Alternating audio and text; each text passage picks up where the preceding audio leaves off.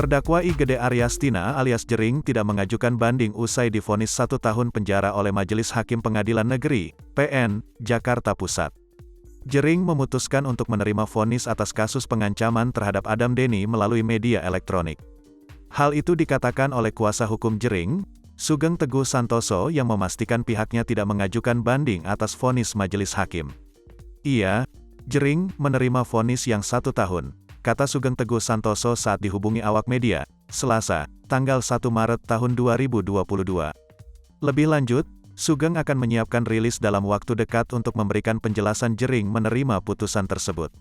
Pihaknya juga tengah memberikan surat kepada Kejaksaan Negeri Jakarta Pusat hari ini terkait keputusan banding itu.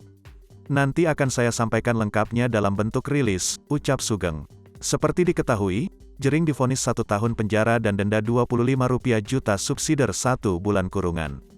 Vonis tersebut lebih ringan dari tuntutan Jaksa Penuntut Umum, JPU, sebelumnya dengan hukuman 2 tahun penjara dan denda Rp50 juta subsidiar 2 bulan kurungan.